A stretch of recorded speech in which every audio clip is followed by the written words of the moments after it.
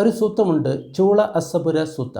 ഈ സൂത്രത്തിൽ ഭഗവാൻ പറയുന്നു, ഏതെങ്കിലും ഒരു വ്യക്തിക്ക് ആസക്തിയുണ്ട്, ദ്വേഷമുണ്ട്, ക്രോധമുണ്ട്, ശത്രുതയുണ്ട്, നിന്ദയുണ്ട്, അപമാനിക്കുന്ന സ്വഭാവമുണ്ട്, ദാനശീലമില്ല, ചതിയുണ്ട്, വഞ്ചനയുണ്ട്, തെറ്റായ ആഗ്രഹങ്ങളുണ്ട്, മിഥ്യാദൃഷ്ടിയുണ്ട് എങ്കിൽ ആ ഒരു വ്യക്തി ഭിക്ഷു അല്ലെങ്കിൽ സന്യാസി അല്ലെങ്കിൽ ശരിയായിട്ടുള്ളൊരു വ്യക്തി എന്ന പേരിന് യോഗ്യതയില്ല ആ വ്യക്തിക്ക്.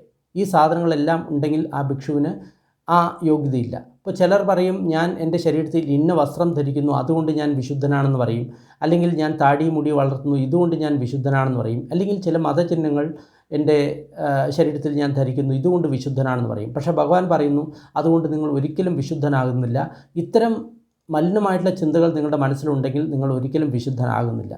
അഥവാ ഈ മതചിഹ്നങ്ങൾ കൊണ്ട് നിങ്ങൾ വിശുദ്ധനാകുമായിരുന്നു എങ്കിൽ നിങ്ങൾ പിറക്കുന്ന സമയത്ത് തന്നെ ഈ മതചിഹ്നങ്ങൾ നിങ്ങളുടെ അച്ഛനമ്മമാരോ അല്ലെങ്കിൽ ബന്ധുക്കളോ നിങ്ങളെ അണിയിപ്പിക്കണമായിരുന്നു. ഉദാഹരണമായിട്ട് ജനിക്കുന്ന സമയത്ത് കാവ്യവസ്ത്രം ആ വ്യക്തിയെ അണിയിപ്പിച്ചിട്ട് പറയുകയാണ്, ഇനി നിങ്ങളുടെ മനസ്സിൽ ഒരിക്കലും ആസക്തി, ദ്വേഷം, ക്രോധം, നിന്ദ, അപമാനം ഇതൊന്നും ഇല്ലാതാകും എന്ന് പറയുകയാണെങ്കിൽ അത് തീർച്ചയായിട്ടും ശരിയല്ല.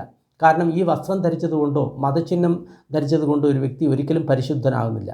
അപ്പോൾ പരിശുദ്ധി എന്നത് നമ്മുടെ ശരീരത്തിൻ്റെ കർമ്മത്തെ ആശ്രയിച്ചാവുന്നു, മനസ്സിൻ്റെ കർമ്മത്തെ ആശ്രയിച്ചിട്ടാവുന്നു. ഒരു വ്യക്തി പശുക്കളെയും അതേപോലെ ആട്ടിനെയും എല്ലാം കൊല്ലുകയാണ്, ആ വ്യക്തി ഒരിക്കലും പരിശുദ്ധനല്ല. കാരണം പൂർണ്ണമായിട്ടും ദോഷമുള്ളൊരു വ്യക്തിയാണ്.